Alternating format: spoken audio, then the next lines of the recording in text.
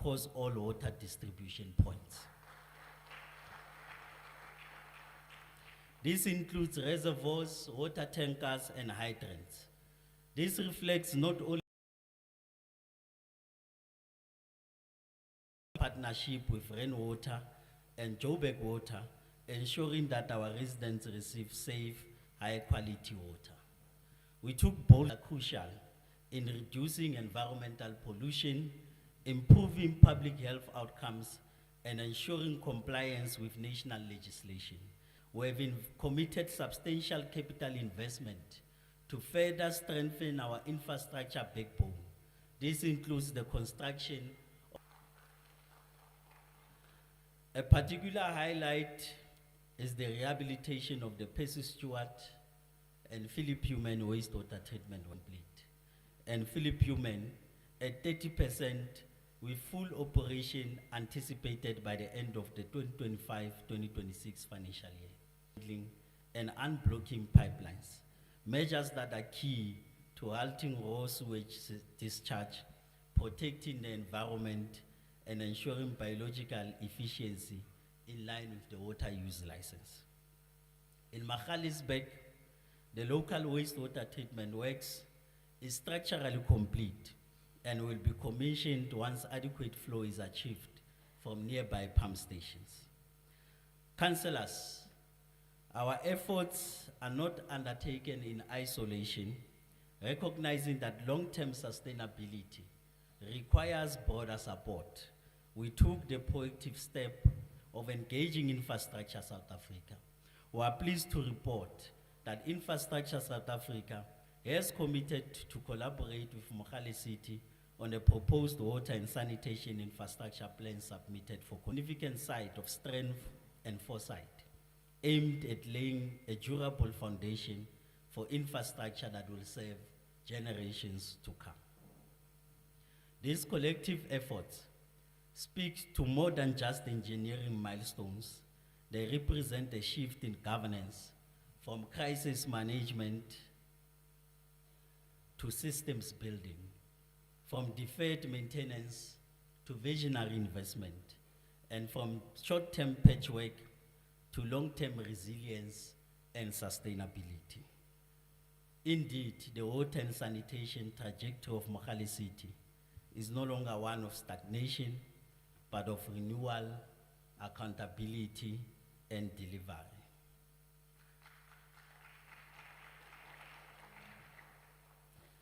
I hope when we leave here, there won't be sewer. MMC Mudisi, who was our committee here, that were responding to that particular issue and were turning the tide. The state of our municipal roads and transport infrastructure told a grim story, one of persistent delays and deteriorating mobility across townships, informal settlements, and central business districts. Residents were left to navigate pothole-ridden roads, flooded intersections, and dust-swept gravel stretches, all of which bore a testament to years of deferred maintenance and procurement failures. In some areas, particularly in informal settlements, what was meant to be a road was a rugged track, exposing residents to daily hardship and isolating communities from opportunities. But Honorable Speaker, our city is not destined for decline. We have made the decision, boldly and deliberately, to shift the tide. The Roads and Transport Division has begun to turn things around. And in the 2024-2025 financial year, over 3.6 million was allocated towards gravel material and plant hire, with actual maintenance work commencing in February 2025.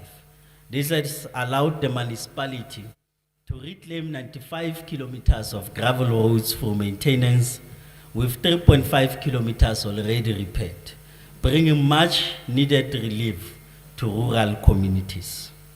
Surfaced road upgrades are also taking shape. While procurement delays did impede early delivery, we have still achieved notable progress.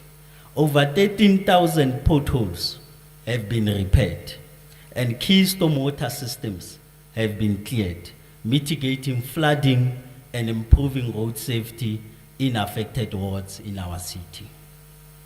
Our broader vision is backed by a 38 million capital expenditure allocation, targeting strategic resurfacing works in Kagiso, Mansfield, Azadville, Reed Valley, and the Krugersdorp CBD. These are not just patches, they are commitments to long-term urban renewal and dignity in mobility. Planning is currently underway to revise our road master plan. The aim is to align transport infrastructure with future special development needs, ensuring that our roads don't merely respond to today's pressure, but anticipate tomorrow's growth. Madam Speaker, electricity is more than just a basic service. It is the backbone of human dignity, economic development, and the urban city center we envision. When lights go out, so does the potential for children to study, businesses to thrive, and communities to feel safe. When we came into office, we were confronted with a deteriorating energy infrastructure, increasing community frustration over outages, and glaring inequalities in energy access. But we did not retreat. We understood that ensuring stable and equitable electricity supply was a non-negotiable in our pursuit to restore the dignity and functioning of the city. We are proud to report that the Energy Services Division has delivered measurable and meaningful progress in this regard. In the past financial year, we electrified over 1,000 households, bringing power and hope to previously marginalized areas. We've installed smart electricity meters which enable efficient billing, preventing illegal connections, and empower residents to manage their usage more effectively. We have also undertaken critical upgrades to aging substations, reinforcing the backbone of our municipality energy grid to reduce unplanned outages and improve service reliability. To enhance community safety and visibility, especially in high-risk areas, the municipality has rolled out high-mast lighting installations and accelerated the repair of dysfunctional streetlights across various wards. This has not only improved mobility and security, but also reignited a sense of public order and shared urban space. Our interventions are not simply reactive, they are visionary. We are currently developing an energy service master plan which will serve as the blueprint for long-term energy infrastructure investment and equitable access to electricity across the city. This master plan is a critical milestone in aligning our city with national energy priorities, advancing energy justice, and ensuring financial sustainability of the division.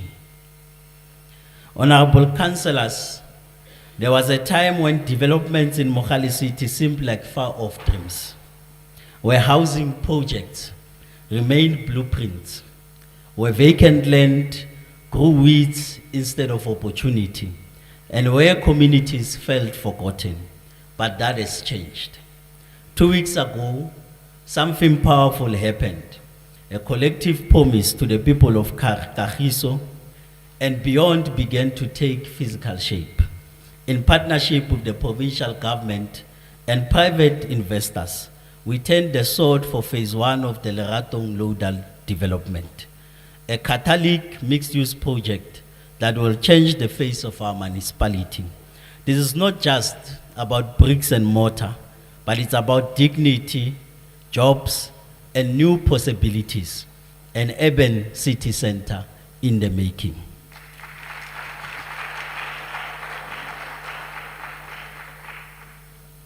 The first phase includes a regional shopping mall which will revitalize the local economy and create employment opportunities. 5,000 new houses, including RDP units for the most vulnerable, are planned in this initial phase, supported by an already completed 25 megaliter reservoir built at a cost of 34 million, ensuring water security for the development. In its entirety, the project will deliver 15,000 homes, a regional transport hub, and a government precinct, reimagining how communities live, work, and access services. Our housing interventions stretch beyond Lerato. Madam Speaker, the story of delayed housing projects is not a new one. It is a long-standing promise, rooted in dreams and daily struggles of our people. It is for this reason that our current projects are not merely new developments, they are the realization of old and deeply desired aspirations. The Dr. Sefularo Housing Development, we have invested 20 million into water and sewer systems, including a sewer package plant and an elevated water tower. On top of this, 15 million went towards building 70 of the planned 190 houses. Construction is visibly progressing. All 70 houses are at wall plate level with roofs now going up. The remaining 120 houses will be completed in the new financial year, fully serviced with electricity, plumbing, and internal finishes. Similarly, in Dr. Motlana, we allocated 15 million for infrastructure and 19 million for the first 70 of 253 houses. Despite encouraging progress with 41 houses at wall plate level, the project suffered delays due to external interference driven by narrow business interests. This interference cost us not just time, but valuable public resources. However, we are moving forward. Stronger community engagement and tighter stakeholder management will ensure smoother rollout in future phases. Let me bring your attention to Brickvale, one of our most ambitious housing projects. This development will eventually deliver 6,000 RDP houses and 480 military veterans units. Already 796 homes have been completed and handed over. Bulk water, sewer, and stormwater systems are nearing completion at 98% and 66% respectively, with the Talton 12 megaliter reservoir almost ready and repairs to a vandalized pump station progressing. Councillors, what is consistent across this development is our commitment to getting the basic right first: water, sanitation, roads, and electricity before we build the homes. This approach ensures longevity and dignity for beneficiaries and supports our broader urban expansion strategy. We've also made strides in property optimization and land management.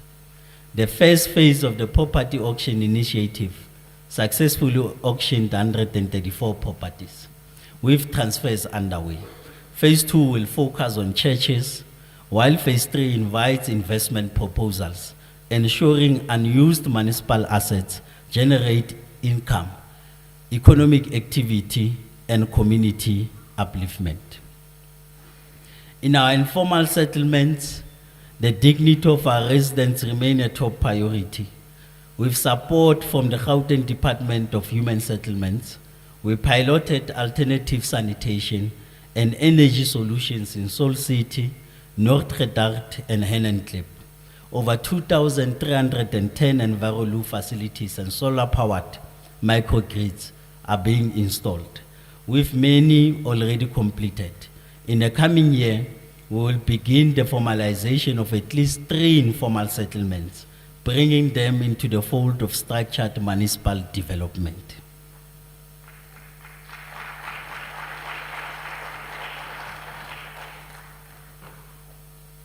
I want to put it on record that a firm anti-land invasion strategy is currently in development. Let me be clear, illegal occupation of land will not be tolerated.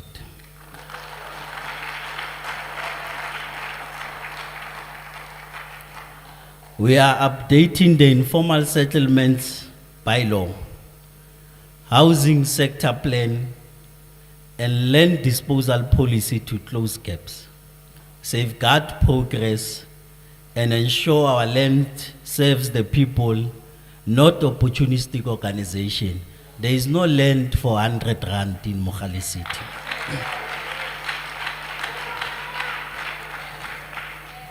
Madam Speaker, we have learned, we have grown, and we are implementing with more agency, discipline, and care. The story of Mogale's human settlement is no longer about stalling and scarcity. It is now a story of building, of reclaiming space, of restoring dignity, and of forging a city where everyone belongs. With improvements of the physical side of city leads to greater investment. And as the urban city center of the West Rand and the strategic gateway between Gauteng and the Northwest provinces, Mogale City continues to position itself as a hub of inclusive economic growth, township industrialization, and catalytic special transformation. The 2024 Municipal Socio-Economic Review and Outlook underscores key sectoral strength, identify community services, manufacturing, and finance as the top contributors to the city's GDP. In response, the Department of Economic Development Services has adopted a developmental approach anchored in sustainable job creation, enterprise support, and rural-urban economic integration. For deliberate public investment and strategic intergovernmental collaboration, the municipality is driving the implementation of the investment promotion and incentives policy, which provides targeted incentives to catalyze residential, commercial, industrial, and green economic growth. Key sectors for stimulation include manufacturing, agro-processing, and renewable energy. As part of our commitment to special and sectoral transformation, the city continues to leverage public-private partnerships as a strategic mechanism to unlock investment, transfer technical expertise, and accelerate project delivery. For this model, significant progress has been made in advancing the revitalization of Catholic infrastructure projects, including the resurgence of Bob van Renen Sports Precinct, Coronation Park, and the proposed electric vehicle manufacturing plant. Furthermore, the Krugersdorp Game Reserve has received formal approval from the National Treasury for commercialization, and preparations are underway to reopen the facility and a sustainable tourism-focused operating model. In a bold step to unlock the aviation and logistics potential of our city, the municipal-owned Jack Taylor Airfield is being considered for repurposing into a fully fledged municipal airport, with feasibility assessment and intergovernmental engagement already in progress to support the strategic transformation.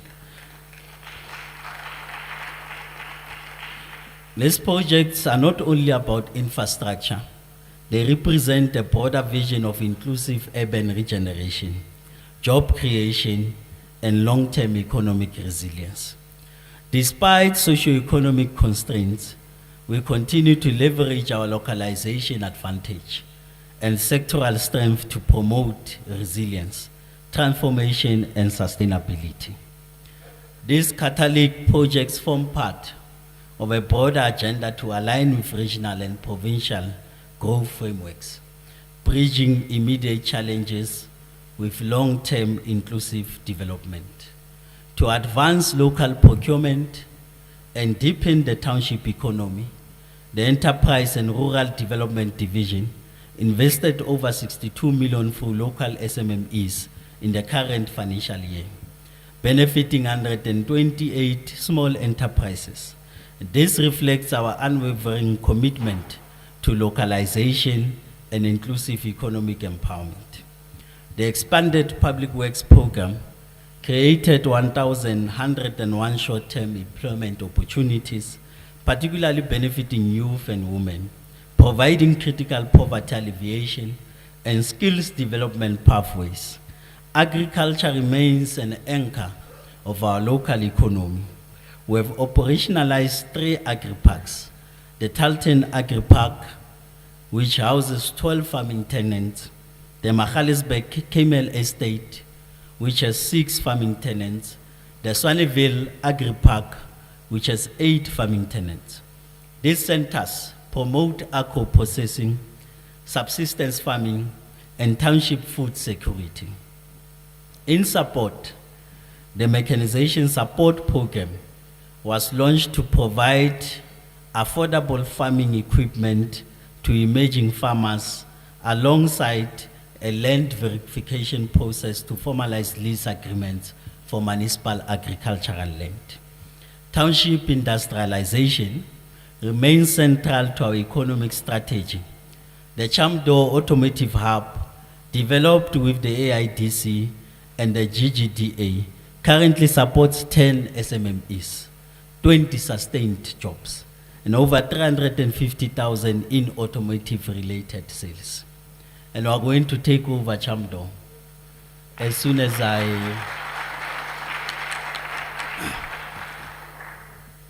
finalized this speech. I saw that public safety, they are all here. I met them today as their chief. So I'm going to give them an instruction to go and take out all people who are squatting at the Chamdo yard.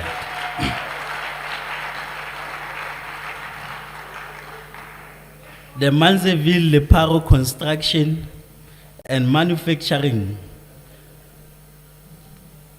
supported by the NFE and the Department of Economic Development, secured 2.7 million in machinery for 2 SMMEs, sustaining 18 jobs. Construction of the Swaneville Industrial Park is underway with a municipal allocation of 12 million this financial year, creating 45 job opportunities in phase 1. A further 12 million is committed for in the 2025-2026 financial year. This hub will host automotive-related services, including panel beaters, motor dealers, and licensing centers, contributing to a growing automotive precinct. Our strategic partnership with the mining sector remains strong in alignment with integrated development plans and social and labor plans. Mining houses are committing over 2.5 billion in investment over the medium term. This includes job creation, skills training, bursary programs, enterprise development, and infrastructure support.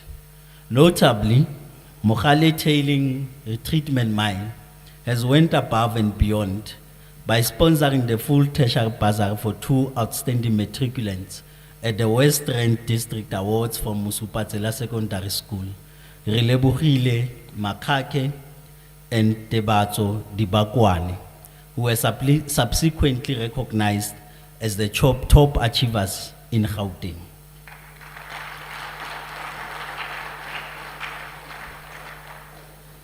The cherry on top on the awarding of the bursaries is Mogale City being the top performing municipality in terms of the matric results for 2024. So I got the award as the best learner of 2024. We congratulate all learners who wrote their matric in 2024. They've made us proud. Such partnership exemplify our shared vision of working hand in glove with industry civil society, and government. We deliver tangible benefits that uplift families, strengthen local economies, and secure a brighter future for all residents. Madam Speaker, in collaboration with SALGA and the Gauteng Department of Cooperative Governance and Traditional Affairs, we proudly hosted the Gauteng City Region Urban Festival under the theme Youth Climate Change Makers, catalyzing local action for urban sustainability. This successful engagement brought together local governments, civil society, business, and youth stakeholders to discuss strategies for climate action and sustainable cities. We are now accelerating the implementation of our special development framework. Key developments include the integration of the Lanseria Smart Plan, Gautrain, and priority human settlements, hosting of the Lanseria Smart City Summit, finalization of the Lanseria Precinct Plan with funding from the Department of Land in alignment with the Gauteng Industrial Strategy. We have also entered into a land reservation agreement to develop the Western Special Economic Zone aimed at diversifying our post-mining economy and promoting local beneficiation. The Central Business Regeneration Program continues to revitalize the city center and Mogale's CBD, with phase 1 of the municipal office development reaching 70% completion. Phase 2 will commercialize the precinct into a consolidated government hub. So we don't want any institution of government renting a building anywhere. We are going to build them offices here in Mogale City. If you want Home Affairs, you will get it here. If you want SASA, you will get it here. If you want to pay your services, you pay here. To unlock, that one of services did not get a lot of support from councillors. To unlock our economic potential in rural nodes, we have finalized precinct plans for Hekport, Talton, Magaliesberg, and Mellesdrift, focusing on commercial, industrial, and agricultural development. The Zekehoek precinct plan is undergoing public consultation. A sum of 6 million has been allocated to support development in the Zekehoek and Manarand. During the 2024-2025 period, the municipality approved 370 land development applications in terms of Splumla, yielding 231,000 square meters of business space and 20,500 square meters of housing floor area. To improve efficiency, we will implement an e-lodge system for digital application, submission, and review.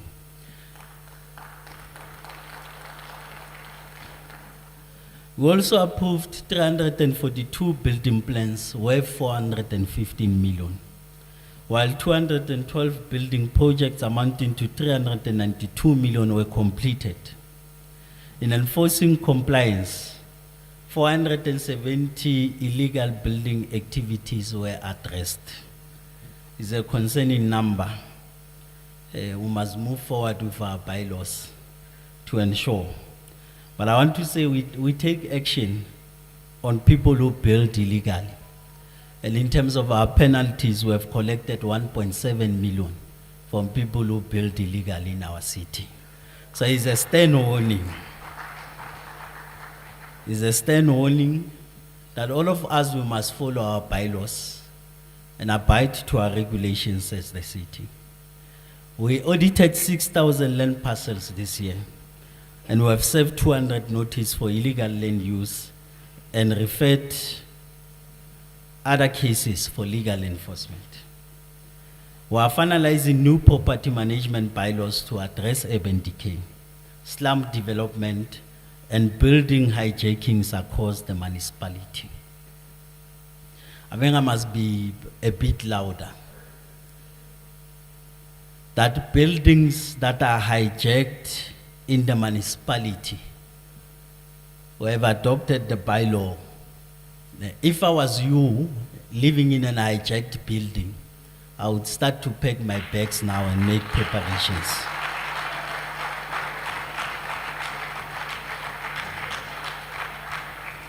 Because we are going to enforce our bylaws with no fear or favor.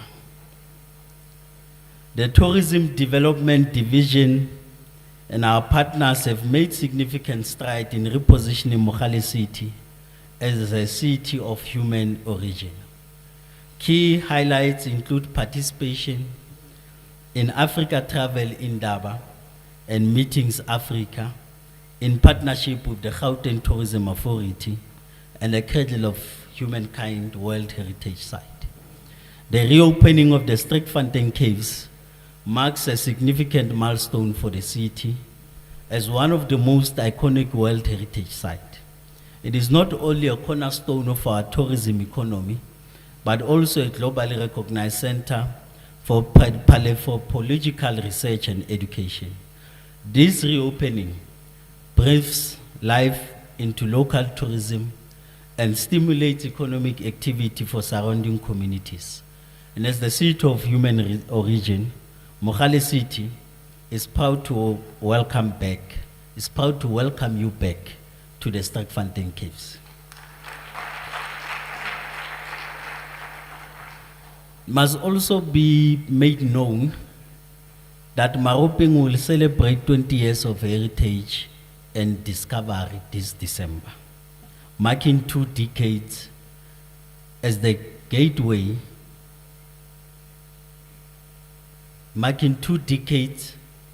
as the cradle of humankind's iconic gateway.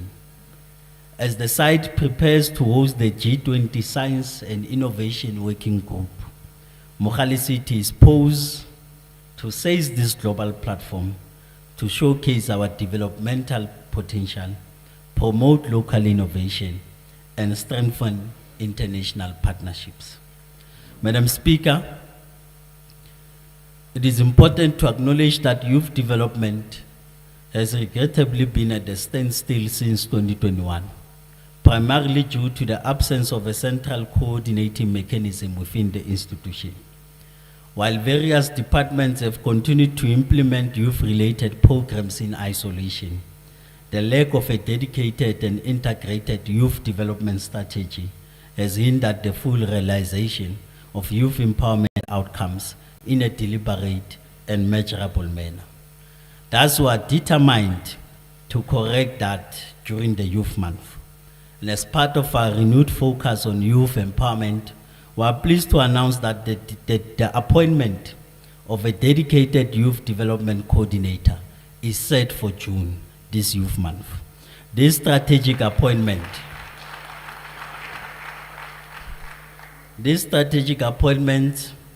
represents the turning points in our efforts to institutionalize youth development and ensure that the voices, aspirations, and talents of young people are placed at the heart of municipal planning, implementation, and accountability.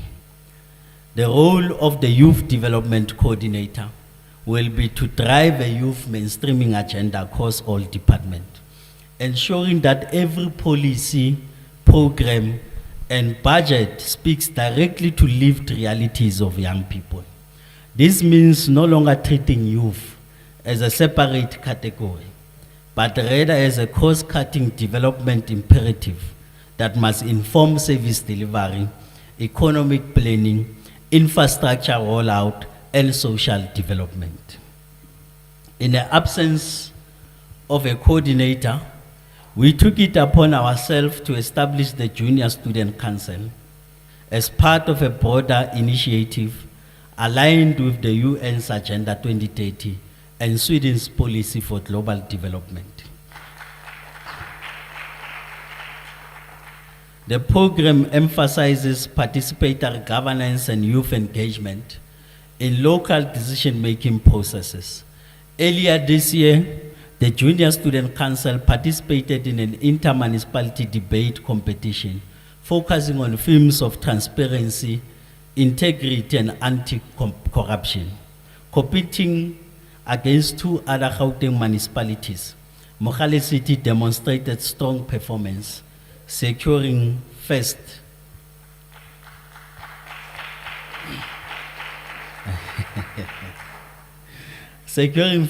runner-up. It's still good. It's still a good rating.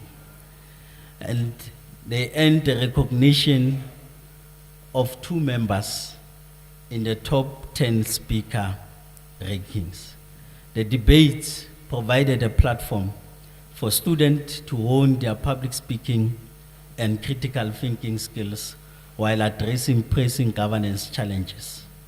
The Office of the Mayor, the Office of the Speaker, and the Office of the Chief Whip remain committed to supporting the Junior Student Council, recognizing its role in advancing youth development and democratic engagement within Mogale City. The Junior Mayor is here and the PRO of the Junior Student Council. Maybe they can stand so that we can see them.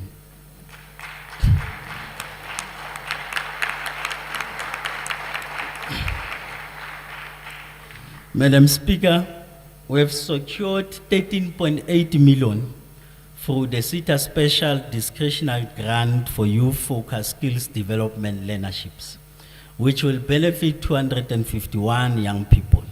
These programs, ranging from construction to entrepreneurship, are set to commence in the 2025-2026 financial year. Councillors, with the increased investment and infrastructure development across our city, ensuring the safety and security of our communities becomes a top developmental priority. A city that is safe is a city that can grow, attract investors, and provide residents with a dignified quality of life. In this regard, the Public Safety Division has demonstrated unwavering commitment to maintaining law and order across the municipal space. Yeah, those ends were from the MMC of Public Safety. Our approach to community safety is deeply rooted in partnership. A formal memorandum of understanding was signed with law enforcement agencies across Gauteng province, enabling us to address crime and bylaw transgressions across municipal boundaries through a coordinated response. There is no way to hide in our area, and we will demonstrate that on the 3rd of July.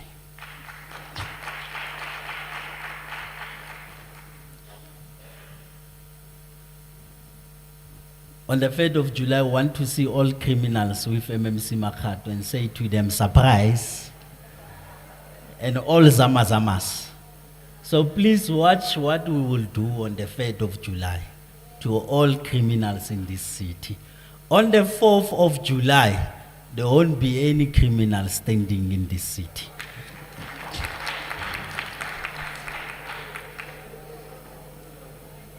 If you find one, you must come and report in my office. In partnership with the South African Police Services, Operation Chanela is a key crime prevention measure with 65 joint operations executed every Thursdays across hotspots. Security services have significantly bolstered our support through 24/7 patrols focused on combating illegal land invasions, cable theft, and transformer vandalism, directly safeguarding critical municipal infrastructure and service continuity. In advancing disaster resilience, the city established the local disaster management unit, improving our ability to respond rapidly to emergencies.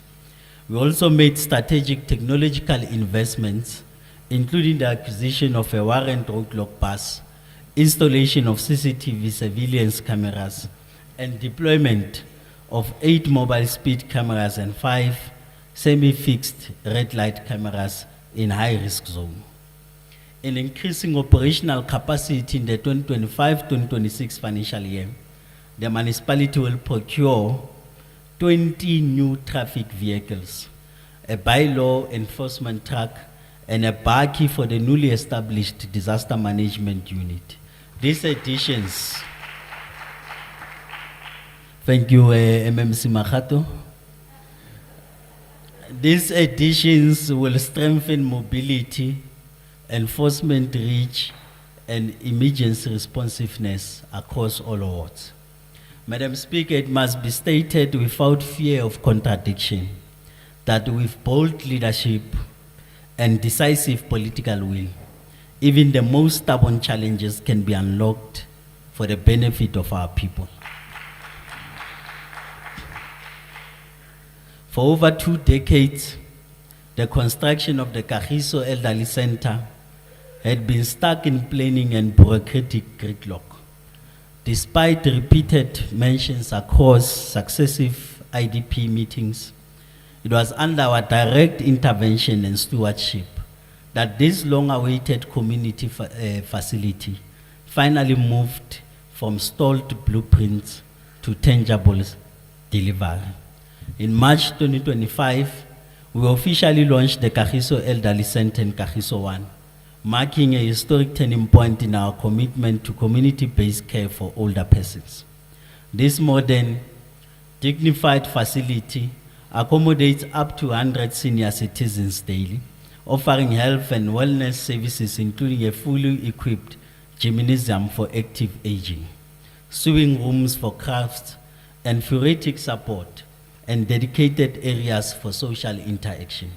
This center is a living testament to this administration's resolve to restore the dignity of the elderly, the very people who laid the foundations of our democracy.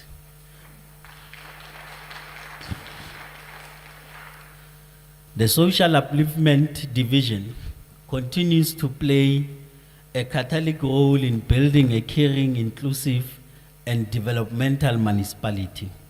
For targeted people-centered interventions, we are deepening social cohesion, advancing the rights of the vulnerable, and encouraging active citizenry in line with constitutional vision of a developmental local government.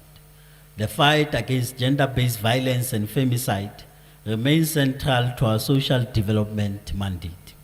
We are honored by SALGA for our impactful role in the 100 Days GBVF Challenge, through which we mobilize ward-based action, engage communities in dialogue, and activate support structures for survivors.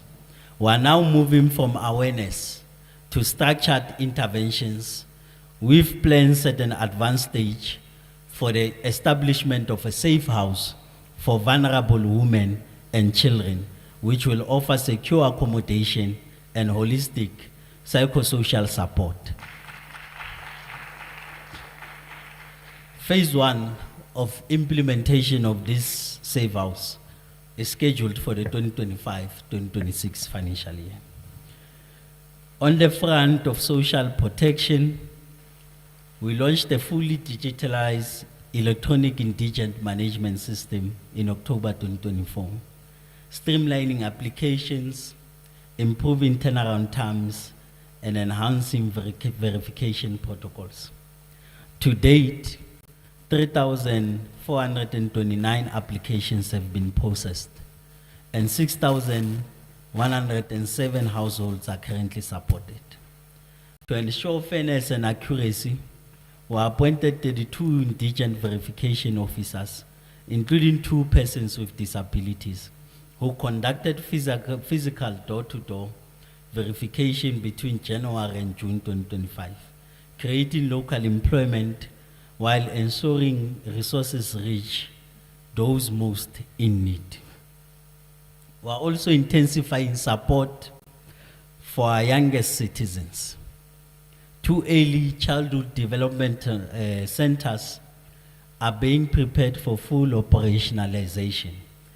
The Singobile ECDC will resume construction next month following structural assessments, while the Mogale ECDC has finalized the governing board and is on track to be registered as a non-profit organization, unlocking new streams for compliance, funding, and long-term sustainability. Lastly, our ongoing HIV/AIDS outreach remains a cornerstone of municipal health services. The local HIV/AIDS Council, chaired by myself as the executive mayor, led outreach campaigns that reached over 126,000 households, supporting nearly 280,000 infected and affected individuals. This program also created 94 employment opportunities through stipends for peer educators, injecting over 3.6 million into community livelihoods while promoting health awareness and resilience. Madam Speaker, the narrative is clear. When political leadership aligns with community needs and administrative execution, delayed dreams become daily realities. Under this leadership, the social development agenda is not merely about services. It is about restoring dignity, renewing trust, and leaving no one behind. We have long reached consensus that regular participation in sport boosts mental and physical health, builds character and life skills, and fosters social inclusion and cohesion. In this regard, Mogale City's investment in sports, arts, culture, and library services is not just about recreation. It is about restoring dignity, affirming identity, and expanding opportunity, particularly for young people. Our sports development division has pursued meaningful partnerships to unlock access and expand participation. In March 2025, we collaborated with the Gauteng Lions on a targeted cricket development program, hosting clinics in rural areas as part of our drive to decentralize sporting opportunities.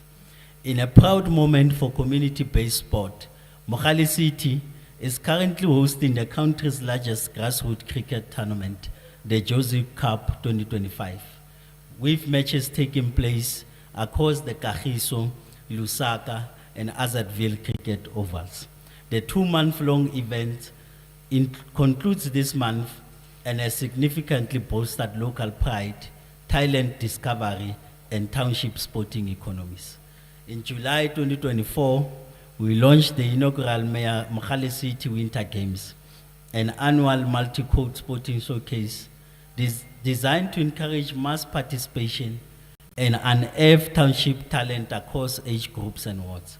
We further deepened our support for grassroots sport by partnering with federations and youth-led bodies, including the Talton Youth Organization, to successfully host the 2025 Youth Tournament, as well as the Gauteng Cross Country Championships at Kagiso Sports Complex last month.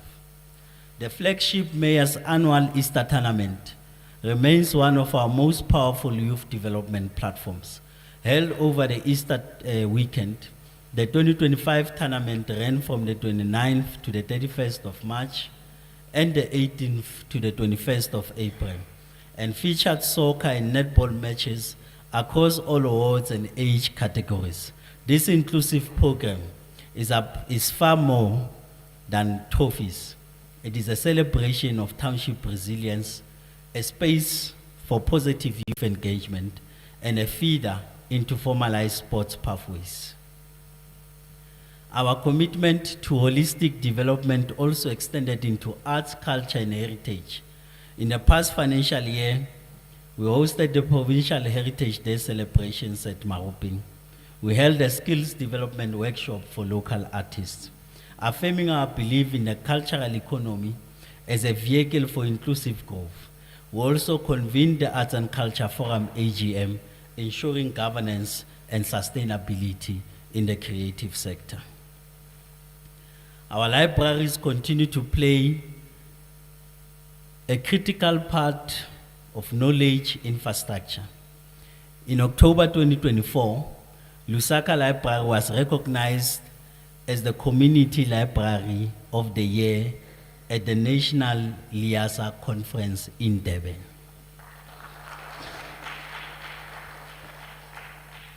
This is an honor that reflects excellence in community engagement and service delivery. From June 2025, we have extended library hours at Desmond Tutu Library, Kagiso Library, Krugersdorp and Magaliesburg libraries, broadening access for learners, job seekers and researchers. In addition, our active memorandum of understanding with UNISA has enabled improved academic resource access across our libraries, reaffirming their role as a vital educational center. Madam Speaker, amid all these successes, one truth remains constant, that sport is a tool of transformation. It is a bridge between township fields and national glory. It is therefore with immense pride that we celebrate the achievements of our very own Amajita under 20 players who rose from local development leagues in Mogale City to become part of South Africa's AFCON winning squad. Mr. Tato Sibia and Komoto Madiba.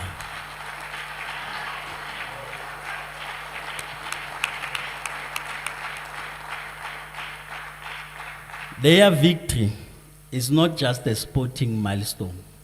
It is a clarion call to invest further in grassroots sports, because when township dreams are nurtured, national heroes are born. In preserving the rich and sacred history of Mogale City, we proudly honor one of our most distinguished sons, the late Archbishop Emeritus Desmond Mpilo Tutu, who hails from the mighty Chip Town. Those of you who know it as Manzeville.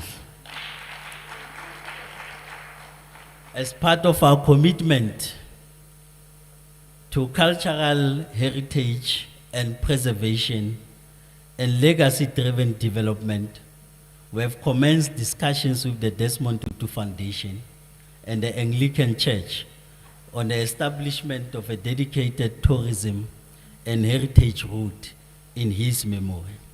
This visionary project aims to position Mogale City as a site of reflection, pilgrimage, and education.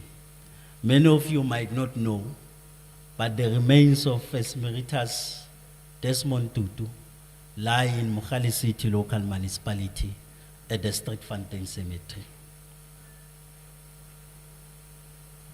Madam Speaker, it is also a joyous moment to note that today marks the 93rd birthday of his beloved younger sister, May Gloria Tutu.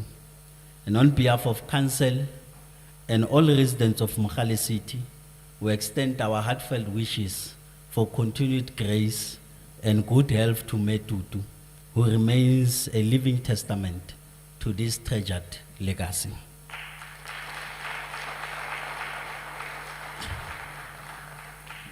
Residents of Mogale City, the Department of Integrated Environmental Management continues to serve as a custodian of the municipality's environmental assets and sustainable environmental developmental goals. The department has embraced a proactive and systems-oriented approach to delivering on its constitutional and legislative mandate. Over the past financial year, the department recorded significant strides in fulfilling its core responsibilities, namely environmental governance, sustainable land use management, waste minimization, biodiversity protection, climate action, and greening.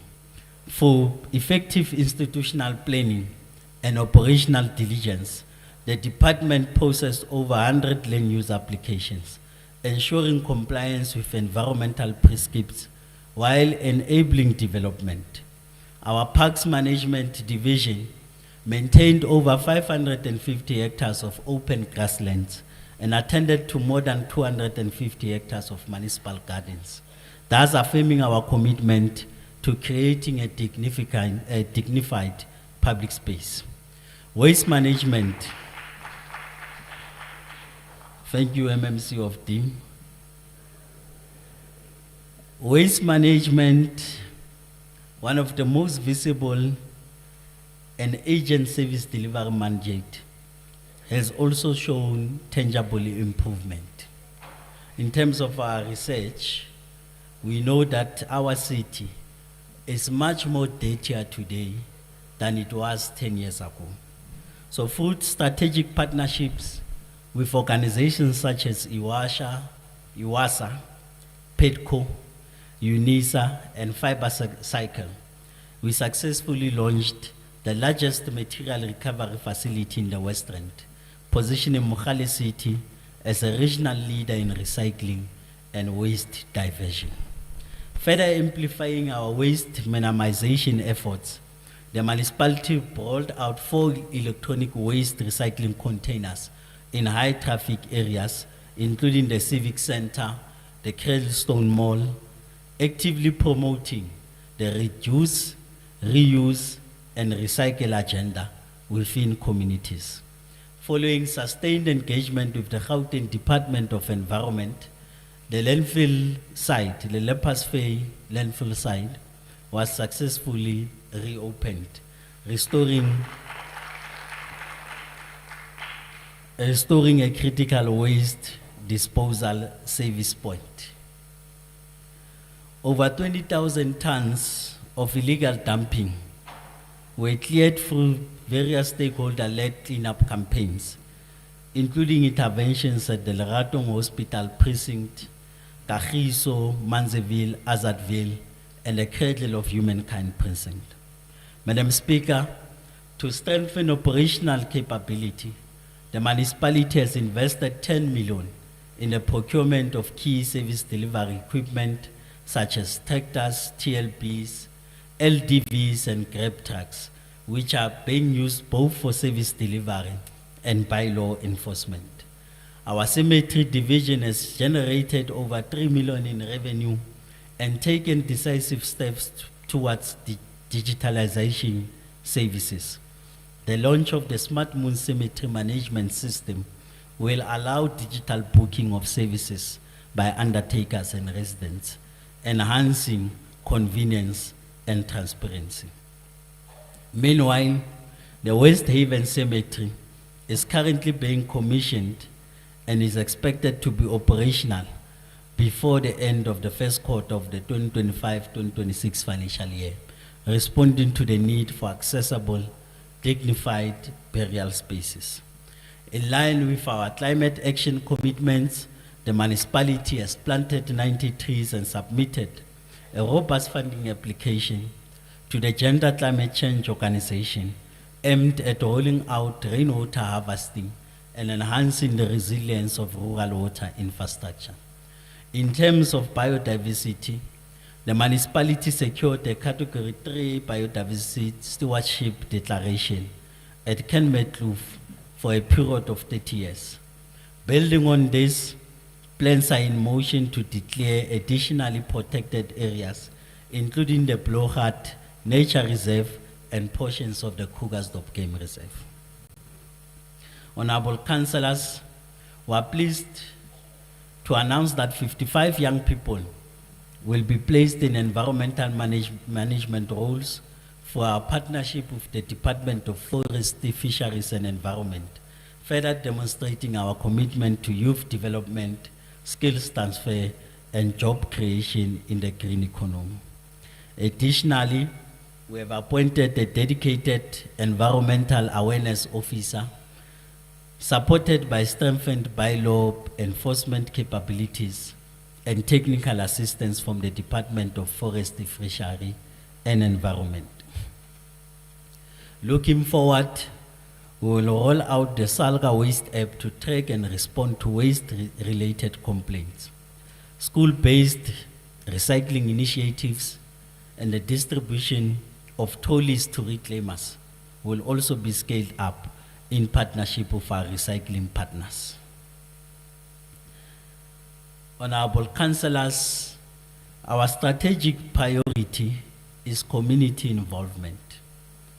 We reaffirm our call for active community participation for programs such as Adopt a Park and Adopt a Sport, which are geared towards transforming dumping hotspots into rehabilitated and usable green community spaces. I can tell you, in our efforts to clear dumping sites, we clear dumping site this week. Next week, the dumping continues. So we have a problem. So we need our communities to adopt these spots and take care of these particular areas that are being cleaned by the municipality. We will also be launching the Cleaner Manje campaign, a citywide initiative focused on litter picking, street cleaning, beautification, and environmental education across all wards. Madam Speaker, our capital investment strategy for the Integrated Urban Development Grant is delivering tangible results. In the 2024-2025 financial year, we completed key infrastructure projects that include the Robin Road extension at a cost of 2.4 million, the Swaneville Emergency Housing and Disaster Support Program at a cost of 6.8 million. By the 30th of June 2025, we will finalize phase 3 of the Mogale Sports Complex with an investment of 5 million and a PR4 roads rehabilitation in Kagiso with an investment of 20 million. Additionally, the 10 million upgrade of PR5 Rietvalle Extension 5 roads and stormwater infrastructure will be completed this month. Councillors, the scale of progress outlined in this address and the ambitious program of action that lies ahead calls for one thing above all: discipline. Madam Speaker, when this council adopted the 2025-2026 budget, we made not only financial allocations, but principled observations and solemn commitments. We agreed that our path to sustainable service delivery, spatial transformation, and economic growth must be underpinned by fiscal discipline, ethical governance, and strategic foresight. Through disciplined budgeting, intensified revenue enhancement, which has now reached a remarkable 90% efficiency across our main tariffs, and strengthened financial controls, the city has significantly shifted its fiscal position. We will sustain this positive trajectory in the new financial year. Looking ahead to the 2025-2026, we're investing 155 million for the IUDG into catalytic projects that include phase 5 of the Lepers Vlei landfill site, road rehabilitation and resurfacing in Kagiso, Manseville, Azadville, and Rietvalle, upgrades to gravel roads and stormwater systems, refurbishment of the Percy Stewart and Philip Human wastewater treatment works, and sewer pump stations upgrades. These are real projects in real communities, projects that change lives. In support of our vision for sustainable water supply and sanitation, the WSIG has allocated 72.5 million for the 2025-2026 financial year. This will fund the rollout of conventional and prepaid water meters, and it will further refurbish the Percy Stewart wastewater treatment works, ensuring improved water quality and environmental compliance. Additionally, the Neighborhood Development Partnership grants will inject 62.1 million into municipal infrastructure in the new financial year. These funds will enhance neighborhood level infrastructure, stimulate local economic activity, and deepen the sustainability of our human settlements. In total, these programs represent a bold commitment of 289.5 million toward building integrated, inclusive, and service-oriented urban development. We are grateful to our national and provincial government partners for continuing to support Mogale City vision for a capable developmental municipality. Madam Speaker, this is a moving train. This is a progress on the march. This is what it looks like when leaders are focused on their people and their communities. And I know that there are those who respond to these victories with insults, distortion, and theatrics.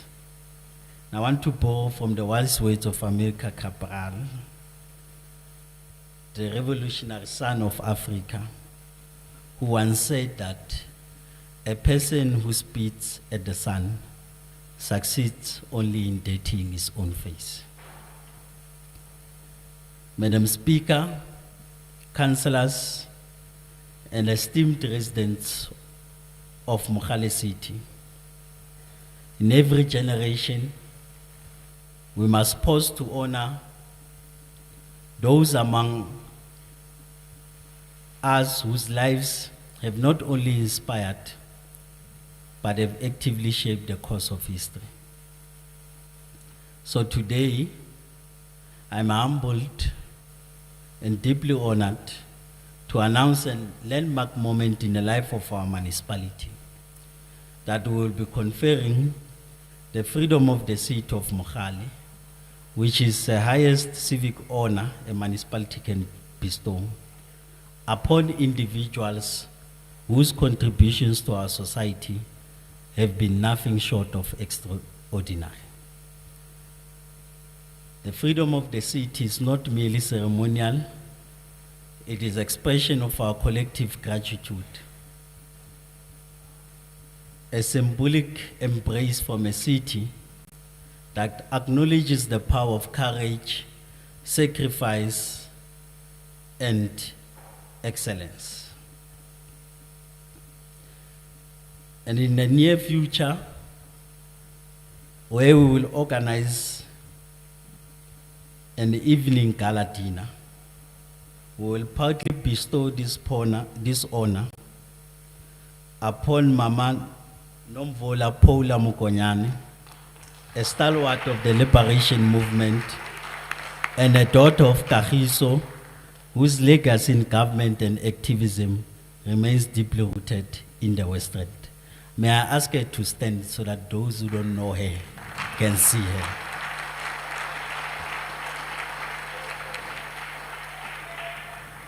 We will also proudly bestow this honor upon Mr. Mike Matsobane, who is not here today, a former Robben Islander prisoner and a respected figure in our struggle heritage.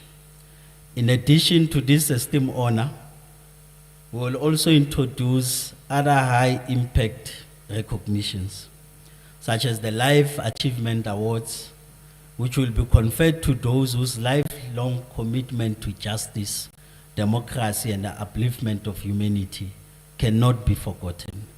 We will posthumously honor Archbishop Emeritus Desmond Mpilo Tutu, Ahmed Timol, and Yusuf Dadung, whose moral clarity and compassion inspired generations.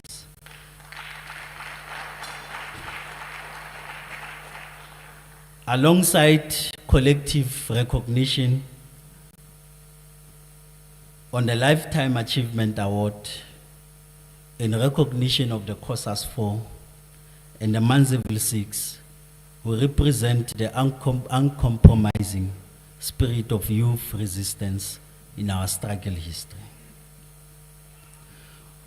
We will also ceremoniously present the key to the city to all former executive mayors of Mogale City as a symbolic act of gratitude for their leadership and enduring contributions to public life.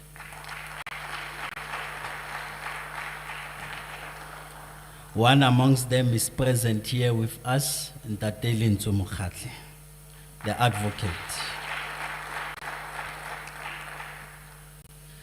Madam Speaker, the Sports Achievements Award will be conferred upon outstanding athletes and teams whose excellence in sport has united and inspired our communities. We'll celebrate our very own FCON Amajita Under 20 winners, Tato Sibia and Komoto Madiba, whose victory represents the power of grassroots sport to harness township dreams into continental triumph.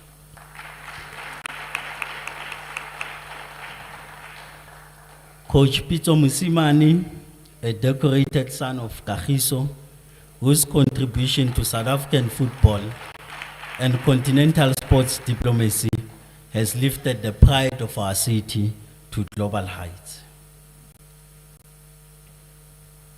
In the spirit of collective celebration and civic pride, the city will host a Mayor's Gala evening. I hope you didn't take out your best dress today, where we will gather not only to honor these extraordinary individuals, but to reaffirm our shared commitment to recognizing, remembering, and raising one another. Further details of this prestigious occasion will be communicated in due course. Let it be known today that in Mogale City, we do not forget our heroes. We uplift them, we celebrate them, we build monuments, not only of stone, but of memory and meaning, so that the generations to come may know who we are and whose shoulders we stand upon. Honorable councillors and esteemed residents, as we wrap up, I want to emphasize our unwavering commitment to you, the residents of our city.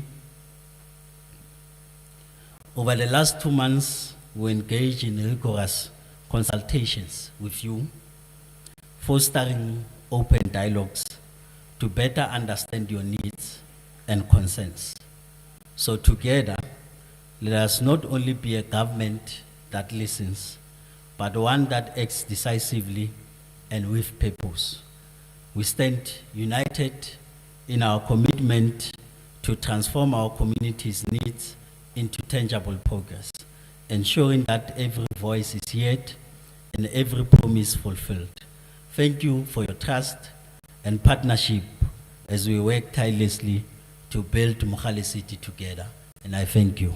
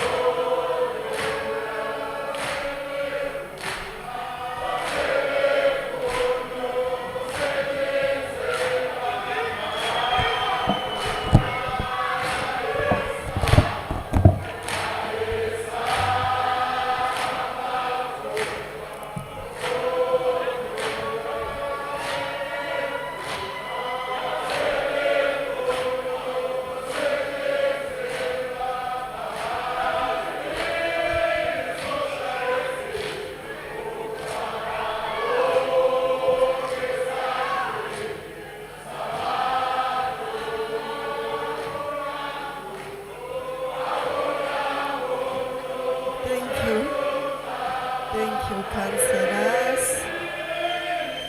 Aibo.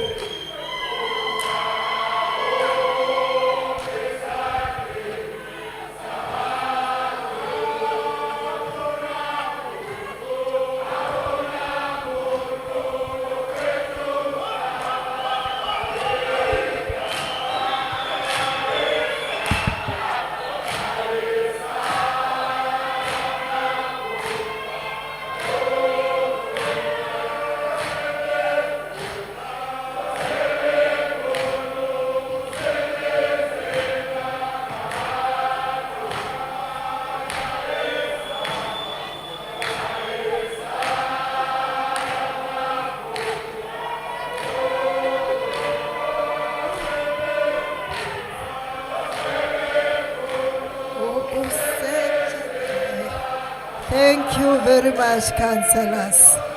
Honorable councillors, order.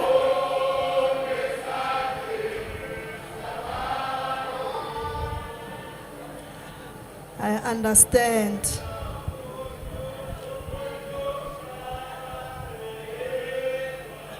Thank you very much, councillors. Thank you very much. I understand. Surprisingly, the executive mayor broke a record. I was expecting the 6-hour speech, and I owe him a lot because today he promised to deliver a 6-hour speech. That is why I decided to give him water.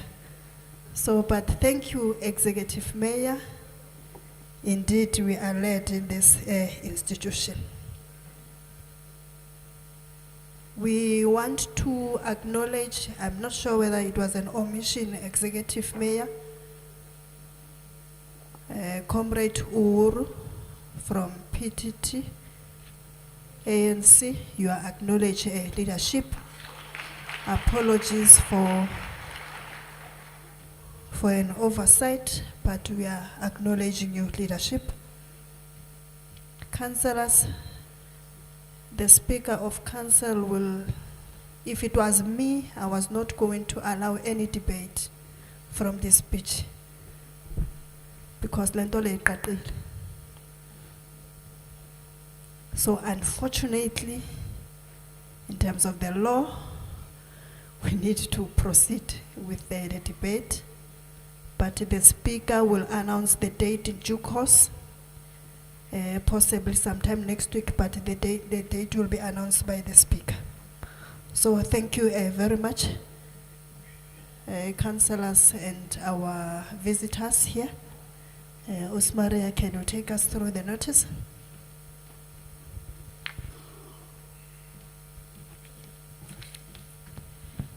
Thank you, Madam Speaker. We have come to the end of the agenda.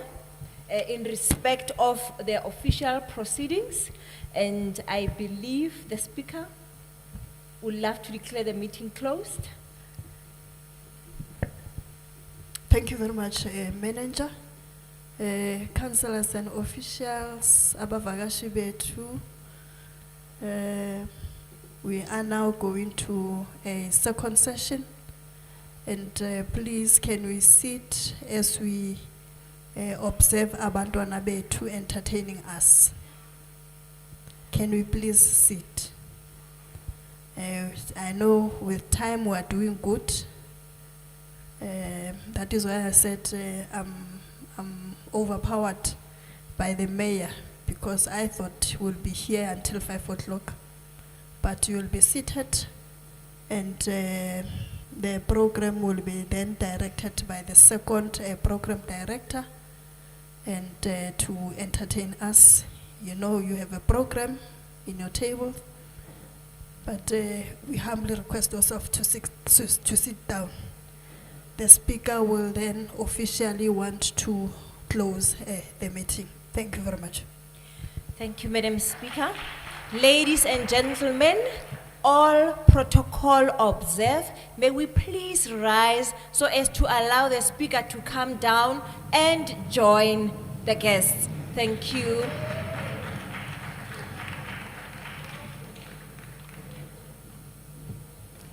And we will call upon As the official proceedings of the meeting are completed, we will call upon Ntate Endi Nesengane to commence with the second session of the sitting. The speaker has outdone herself, and on that note, thank you very much.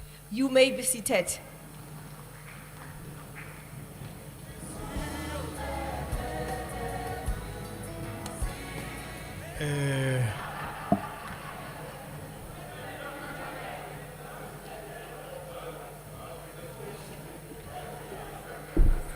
Hello? Hello? I don't know whether to say ugogo ageko masigruve. Ladies and gentlemen, welcome to the second session of the day. And would you turn to your neighbor and just give the neighbor a pat? It would be even nicer if the neighbor is of the opposite sex, because my goodness, you look so beautiful.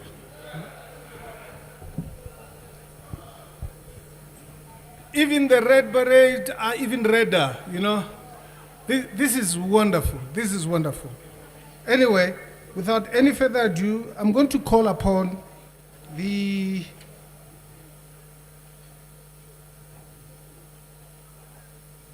young guitarist. The young guitarist, are you here?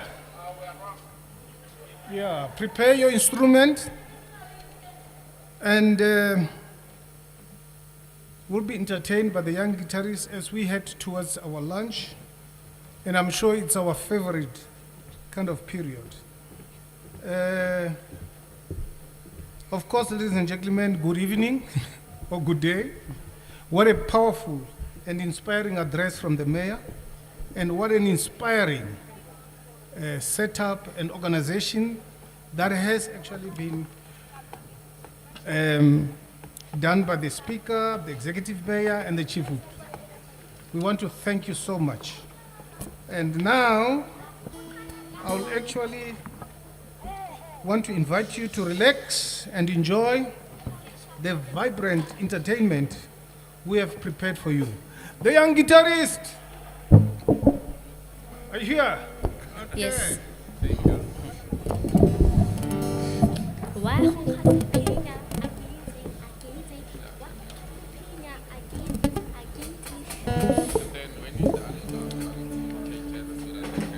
What's the first?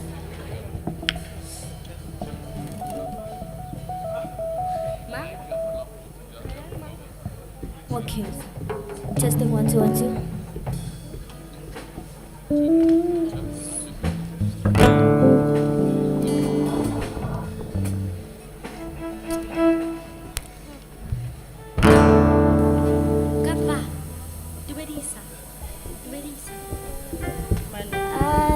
Good day, good people. I go by the name of Kambaletu Makapela, and I go by the motto of I'm a princess that is born of brains that can bring the light into this world.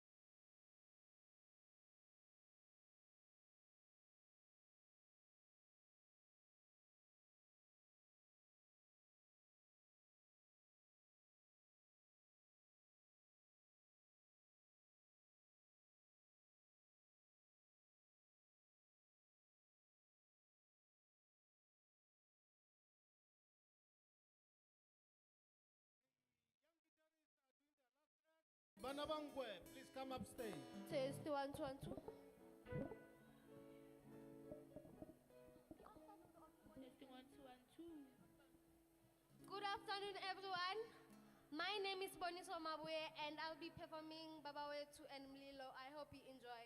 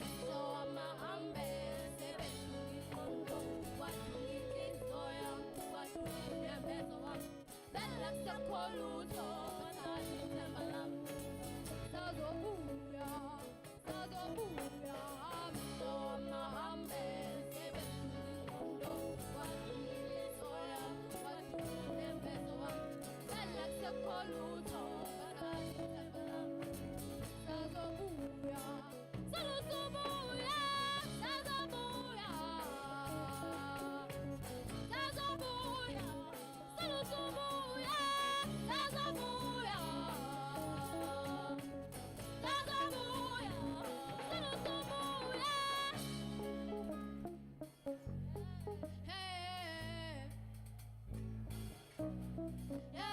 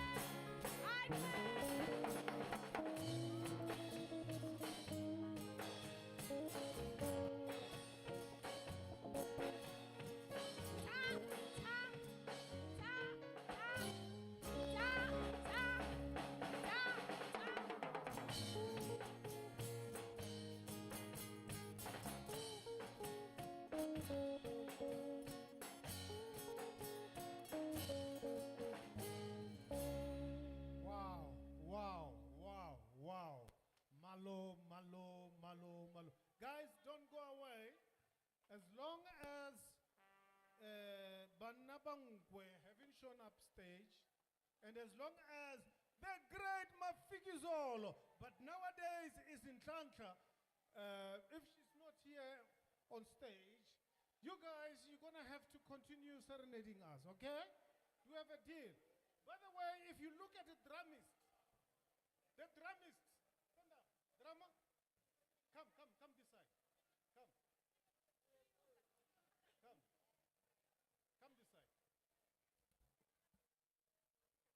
Tell the truth. How old are you? 10 and 14. Did you hear? How old are you? Turning 4 years.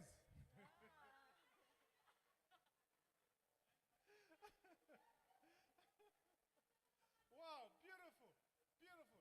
Ladies and gentlemen, we are still waiting for Ntlantla, formerly Mafikizolo. You should be excited. Huh? And then Banabangwe Cultural Group, where are you? And by the way, we have prepared good food.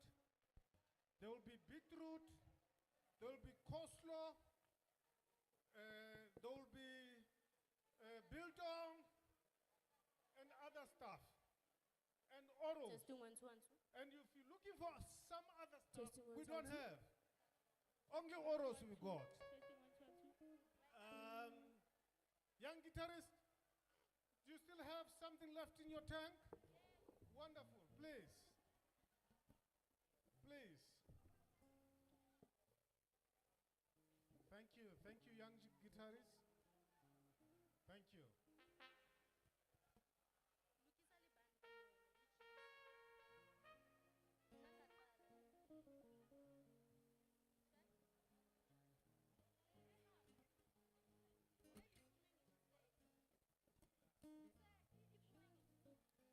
By the way, you're looking at your future. That is the future. South African landscape is not only made of nyaupes. This is the Tracy Chapman of the future.